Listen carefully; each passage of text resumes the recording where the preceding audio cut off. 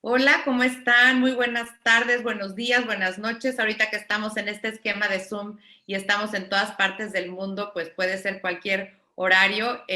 Simplemente decirles que estamos muy contentos hoy porque soy Vanessa Rubio y tengo aquí como entrevistada a Mariana Benítez, que ya le dieron su constancia, es diputada local por su estado natal, Oaxaca. Y bueno, pues vamos a platicar con ella aquí en el contexto de estas charlas que hemos venido teniendo en el International Women's Forum, capítulo México. Saludamos a todas las socias y desde luego a todos los demás que pueden ver esta entrevista. Mariana, qué gusto que estemos juntas. Queridísima Vane, ¿cómo estás? Muchas gracias, es un honor todo, ser tu amiga, ser tu comadre además, ser miembro junto contigo del International Women's Forum. Y bueno, pues darnos esta oportunidad de platicar y el honor que me entrevistes, bueno, no sabes qué orgullo. También saludo a todas a nuestras compañeras del IWF que nos están viendo y a todas las demás y todos los demás que nos pueden ver. Pues qué gusto estar juntas, qué gusto reunirnos a través de la distancia con estas nuevas tecnologías de la información. Y platícanos un poquito, Mariana, porque de eso se trata estos espacios. ¿Quién es Mariana? ¿Dónde nació? O sea, haznos un viaje a cuando tenías, pongamos un punto, cuando tenías 5, 6 años y dónde estabas y qué estabas haciendo, en dónde estudiabas. Cuéntanos un poquito de tu familia.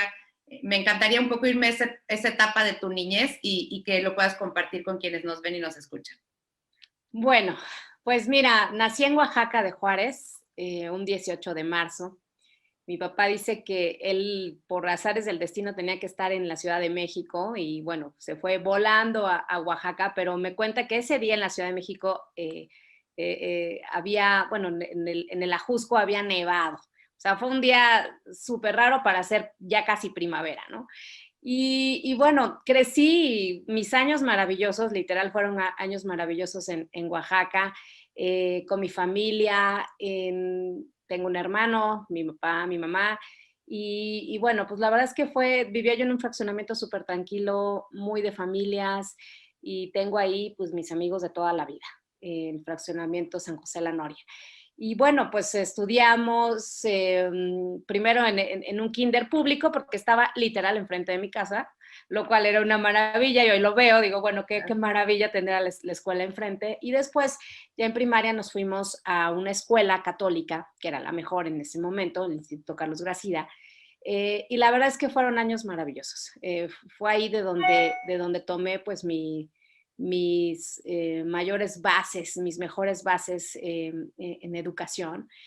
Y bueno, pues a los 5 años era una niña dulce, era una niña alegre, cantaba, me encantaba bailar. Concurso de baile donde me metía en fiestas infantiles, por supuesto, ¿no? Mariana ganaba. Y bueno, pero Sí, pues como sigues eso de bailando muy bien, yo puedo dar fe de ello. pues siempre me gustó bailar, siempre fui muy alegre.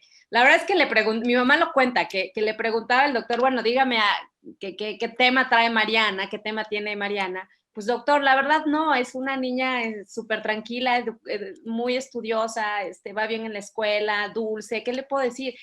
Y bueno, pues la verdad es que sí lo fui, ya la adolescencia fue otra cosa, pero mi infancia fue una infancia muy feliz, la verdad. Pues gracias a esa infancia feliz, con papá y mamá en casa, con la seguridad, el amor necesario que recibe una niña a esa edad, pues soy quien soy, ¿no? Claro, ya hacia los 6, 7 años, yo siempre cuento que se encontró conmigo la palabra abogada. Lo escuché de alguna referencia que conocí a través de los papás de una de mis mejores amigas en la primaria, y eso resonó en mi alma como no tienes una idea. O sea, desde ahí yo dije, es que yo quiero ser abogada, ¿no? O sea, quizá no entendía a esa edad la dimensión de lo que significa ser abogada, pero me resonó completamente y desde entonces te puedo decir, Vane, que no hubo día en que no dijera yo, hasta que ya, pues, llegó el momento de irme a la universidad, en que decía yo que quería ser abogada. Entonces, ahí se Y lo encontró fuiste, lo conmigo. eres. Sí, lo soy, Eres felizmente lo abogada soy. por el ITAM. Soy Y abogada además por el ITAM. estudiaste un posgrado. Cuéntanos un poco de tanto de tu carrera como de tu posgrado. Pues mira, mi carrera fue, soy una mujer del esfuerzo. Entonces, de la cultura del esfuerzo y bueno, hecha a sí misma, ¿no? Terminando la prepa en Oaxaca, me fui a estudiar. Primero, fíjate, ingresé a la UNAM, pasé el examen, que era difícil y sobre todo viniendo de provincia, pues no tenías tanta preferencia como los estudiantes de la Ciudad de México y logré hacerlo. Estaba viviendo mi sueño. La verdad es que para mí hubiese sido, o sea, mi sueño era desde niña, inculcado mucho por mi papá, que teníamos que ser abogados, bueno, estudiantes de la UNAM. Pero bueno, en ese entonces, en el 99, se viene el paro, un paro estudiantil que recordarás que nos tuvo a los estudiantes de esas generaciones pues cerca de 10, 11 meses sin clases. Yo me desesperé, mi hermano, mis amigos, y terminamos yéndonos al ITAM, ¿no? Buscando otras... Entraste a la UNAM, empezaste a cursar. Estudié hasta el cuarto semestre en la UNAM. Y bueno, fue que todo un grupo muy grande de estudiantes buscamos alternativas. Muchos se fueron a la Ibero, muchos se fueron a la Libre y a otras universidades, y muchos nos fuimos al ITAM. En ese entonces el director de la carrera de Derecho era el hoy exministro José Ramón Cosío, y pues bueno, vio que veníamos alumnos muy bien preparados, la verdad, con muy buenos promedios, y nos recibió de puertas abiertas. Y bueno, la verdad es que terminé estudiando en el ITAM feliz, porque también ahí, yo siempre digo que tuve la fortuna de tomar lo mejor de las dos universidades, ¿no? También tuve grandes profesores en esos 4 semestres que estudié en la UNAM, de esas que les llamaban vacas sagradas, ¿no? Maestros como Ernesto Gutiérrez y González, como María de la Luz González, que le decían la general, una gran maestra de teoría del derecho, en fin. Y luego en el ITAM, pues igualmente fui muy feliz, estoy muy orgullosa de ser egresada, de ser itamita, tengo la camiseta puesta, y desde los 18 años yo sí te puedo decir que empecé a trabajar en el mundo jurídico. Empecé en una notaría, que por cierto hoy el notario, muy generoso, pues lo conozco, yo le recuerdo lo generoso que fue para apoyarme, para irme al ITAM, con beca. Importantes, Mariana, los buenos jefes, ¿no? Híjole, yo te puedo decir, el otro día hablaba justamente de eso con alguien. Yo te puedo decir que en mi vida tuve la fortuna de tener puros jefes, ¿no? Hombres y extraordinarios. Algunos jefes duros, ¿no? No eran de necesariamente consentidores o condescendientes con las mujeres, pero tampoco sentí en algún momento discriminación alguna por ser mujer. O algún otro tipo de conducta inapropiada, ¿no? La verdad es que este notario, Marco Antonio Ruiz Aguirre, pues yo llegué un día y le dije en su escritorio, pues me voy al ITAM por esta situación y pues necesito pagar la escuela. Ya tengo beca del 70%, mi hermano y yo sacamos la beca del 70%, pero me hace falta ganar tanto. Pues, ¿qué necesitas? Pues que me pague el doble, porque, claro, era un sueldo muy básico, ¿no? De notaria, pero pues me dijo, te ayudo. Y de verdad, nunca se lo voy a dejar de agradecer ese gesto. No se acordaba. Años después, Vane, me lo encontré en una negociación de la ley del lavado de dinero, donde yo era secretaria técnica de la comisión dictaminadora, el presidente del Colegio de Notarios. Y nos vimos con mucho gusto y le dije, usted me ayudó, o sea, qué bonito. Digo, la verdad es que sentí mucha emoción de verlo y de agradecerle en persona. De ser agradecido, claro. Bueno, porque él fue una parte fundamental en ese momento.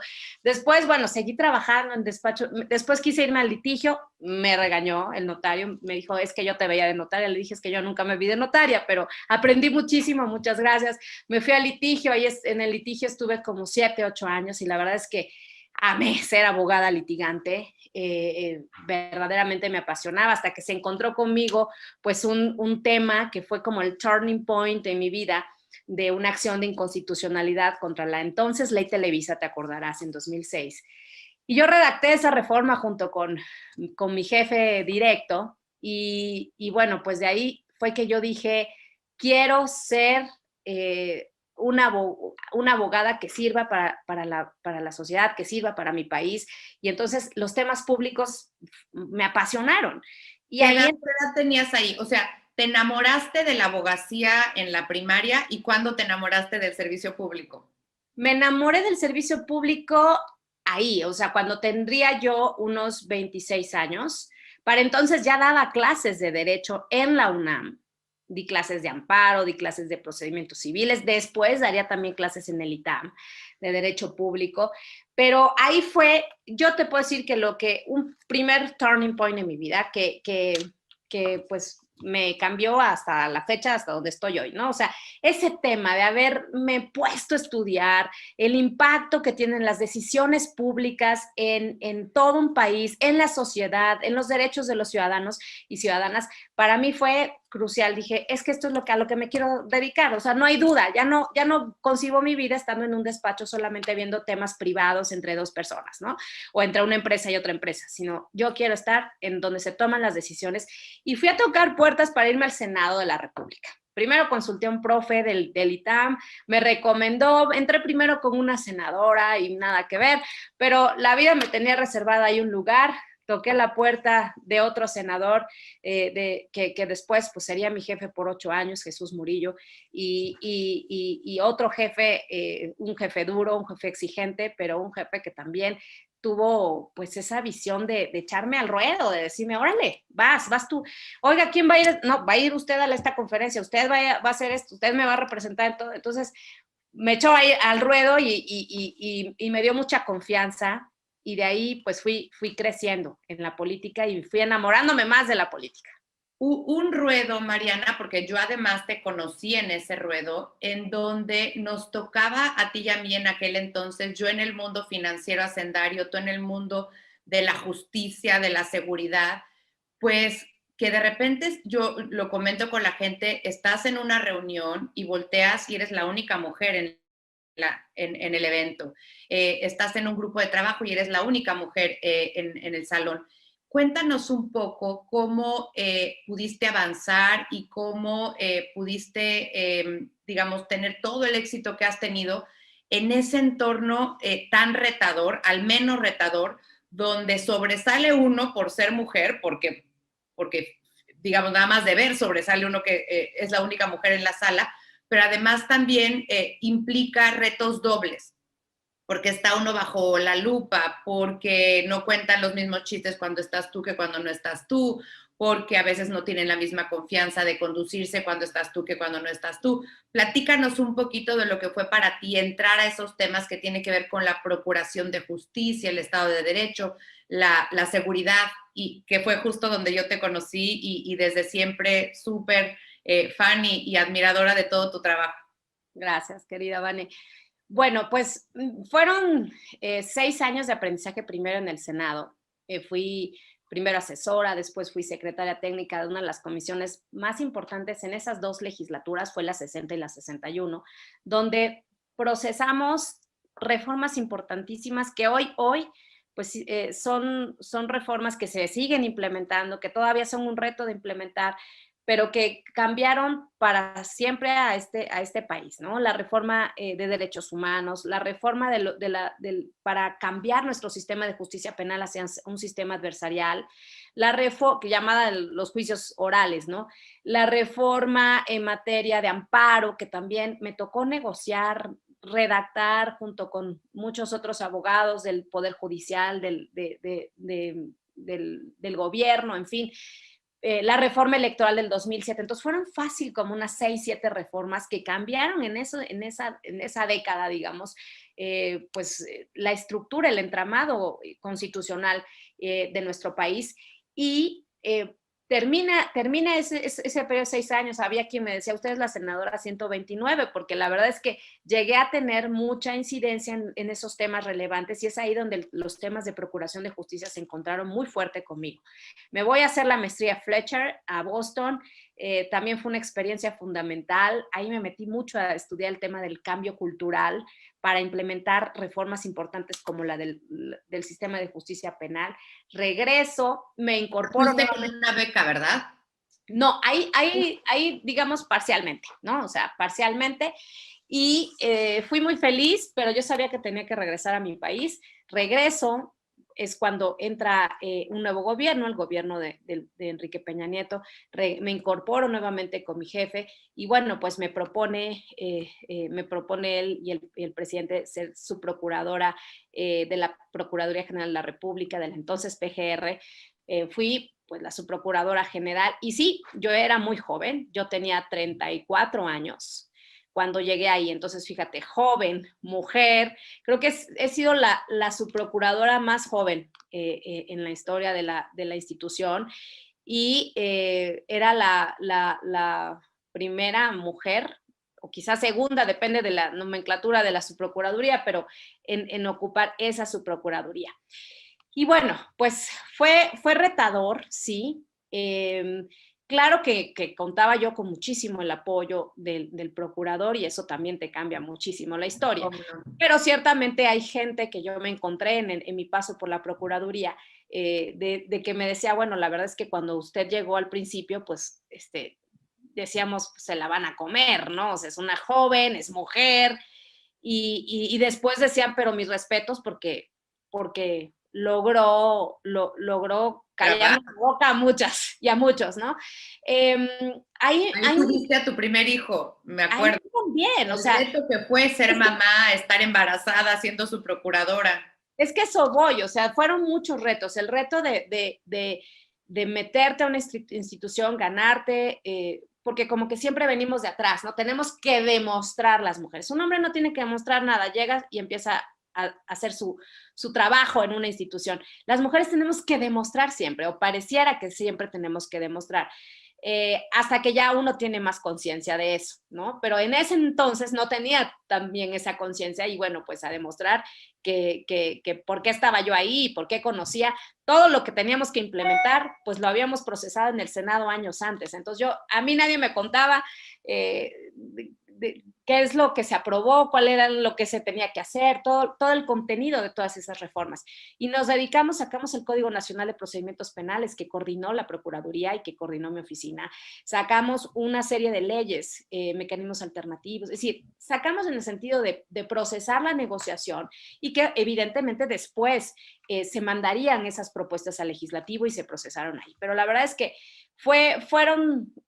mi paso fue de 2 años y medio ahí, impresionantemente gratificantes. Yo te puedo decir que yo lo recuerdo con mucho cariño, mi paso ahí. Me dediqué mucho a ver los temas de profesionalización de los servidores públicos, de los ministerios públicos, de los policías, los temas de capacitación, los temas de fortalecimiento institucional. O sea, ese fue mi foco y eso me apasiona porque me gusta ser como articular, o sea, hacer que las cosas sucedan, poner en contacto a las áreas que nunca se hablaban, ¿no? Que pasa mucho en la administración pública.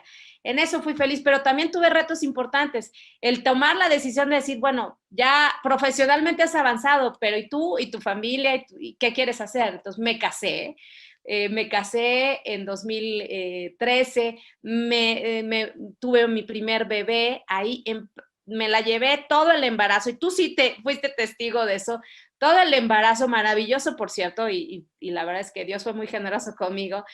Fue un embarazo perfecto, sin ninguna complicación, no hubo un día que yo haya faltado a trabajar por eso. Al contrario, me excedí un día antes de dar a luz, porque yo di un 30 de septiembre a las 9 de la mañana di a luz, pero a las 6 de la tarde estaba saliendo de mi oficina el día anterior de trabajar y dejar pendientes. Y bueno, me tomé la tarde y sentí que me había tomado un mes de vacaciones, ¿no? Ese era mi ritmo de vida. Y andaba en helicópteros y bajaba y giras y, bueno, de trabajo para poder alcanzar todas las en un solo día. En un solo día visitar varios lugares y venir, trabajar durísimo, ¿no? Y bueno, pues nunca me cansé, y ahí iba con mi panza y bueno, hice muchísimo.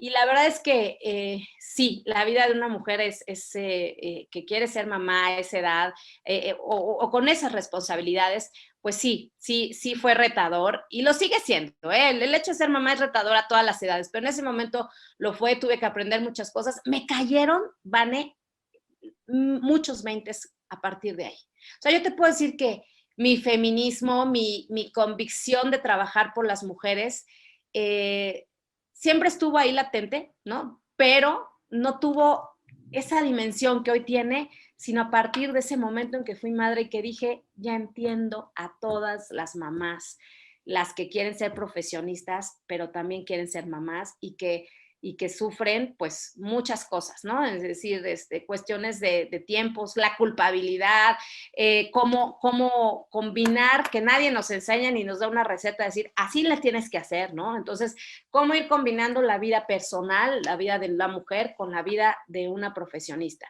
Y hoy soy más solidaria y más empática y más consciente de lo que tenemos que hacer, quienes podemos tener una voz pública para poder representar la voz de millones de mexicanas que enfrentan lo mismo, ¿no?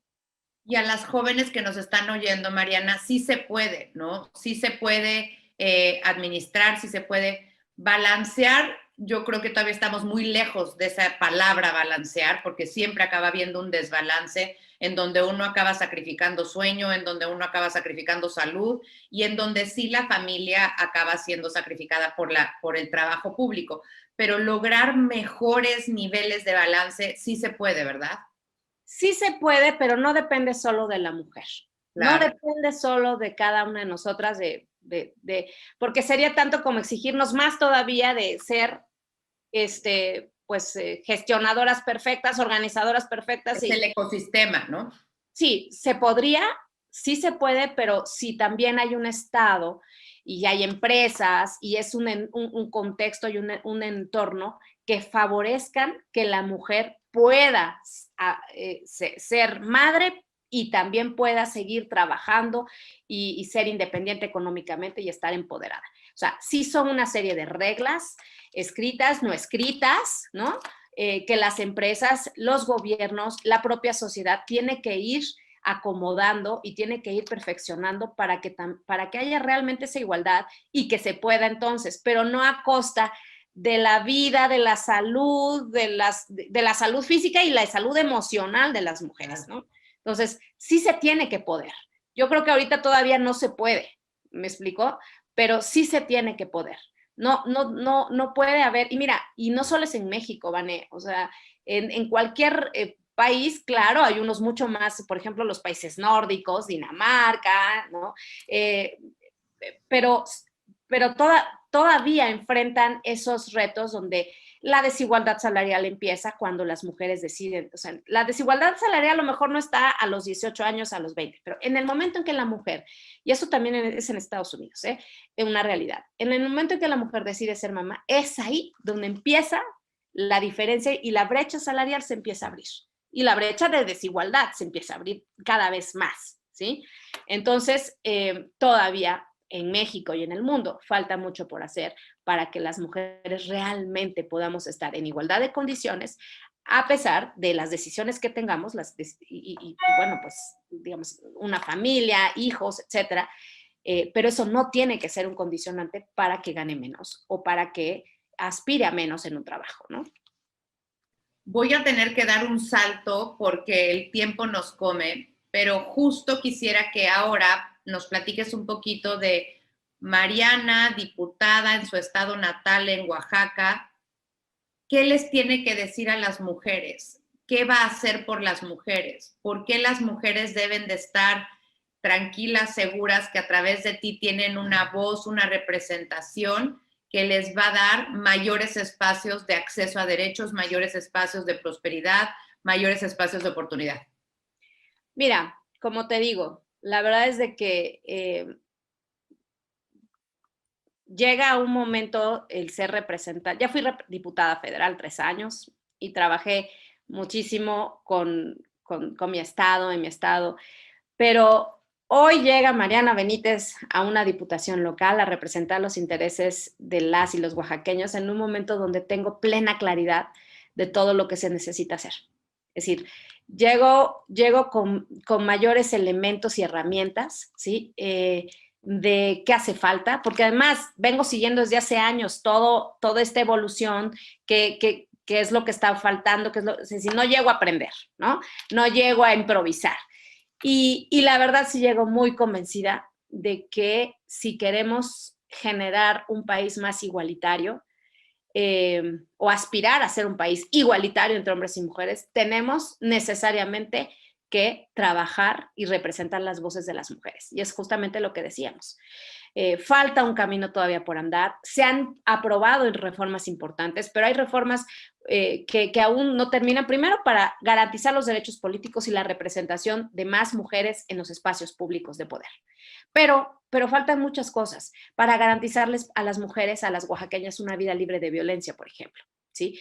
O para garantizar que accedan a la educación, tomando en cuenta las desigualdades estructurales que traen las niñas oaxaqueñas, ¿sí?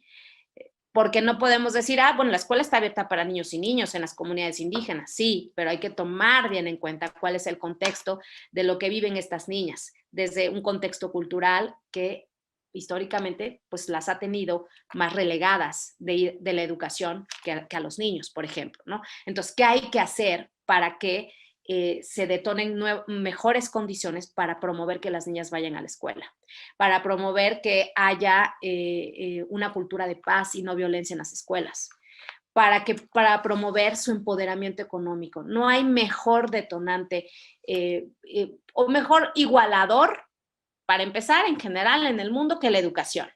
Y tú y yo lo sabemos, leímos este libro fabuloso que tú me recomendaste, de Sarah Westover, que se llama Una educación. Una educación, bellísimo. Precioso libro, maravilloso, tú me lo regalaste y cómo te lo agradezco.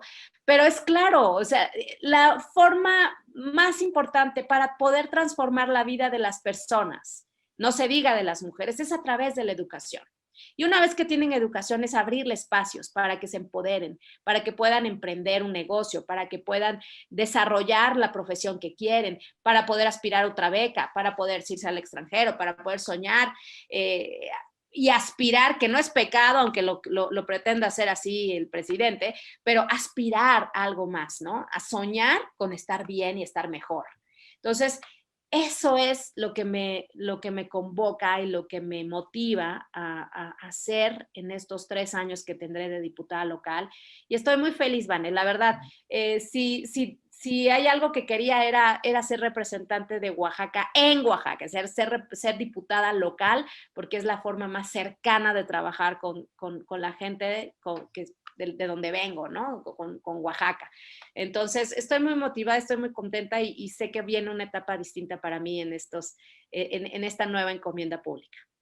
Y sé que te va a ir muy bien, te deseamos todo el éxito del mundo y eso es lo que eres, Mariana, eres una mujer, eres una hija, eres hermana, eres esposa, eres mamá, eres amiga, eres servidora pública, eres política, eres comentarista, política, analista política. La verdad es que todo este desdoble de quién es Mariana Benítez, me siento muy orgullosa de tenerte cerca en mi vida, de que seas parte de mi vida y estoy segura que te va a ir muy bien. Mis mejores deseos, éxito y qué bueno por Oaxaca, qué bueno por las niñas de Oaxaca, qué bueno por los niños de Oaxaca, porque seguramente, reitero, vas a encontrar la manera de allegarles mayores espacios para el ejercicio de derechos, para el pleno goce de las oportunidades que todos nos merecemos como mexicanos. Y sí, claro, el aspirar es, decía alguien, es inspirarse de los sueños para poder alcanzarlos. Eso es lo que queremos todos, alcanzar nuestros sueños, faltaba más, ¿no?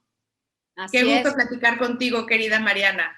Muchas gracias, Vane, por esta entrevista. La gocé muchísimo y más, créeme que nadie me había, de nadie me había sentido más orgullosa que me entrevistara que tú, porque eres una mujer que quiero profundamente, eres como mi hermana del alma, pero aparte eres una mujer que inspira, que pone ejemplo y que también ha ido abriendo espacios para que otras mujeres lleguen o lleguemos.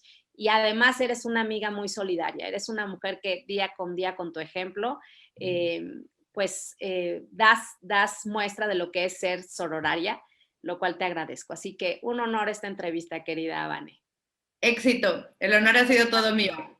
Besos. Muchas gracias. Saludos, amigas, saludo, presidenta Silvia Cherem, y nos vemos en alguna otra cápsula para conocer más y mejor a todas las socias del International Women's Forum, capítulo México. Adiós.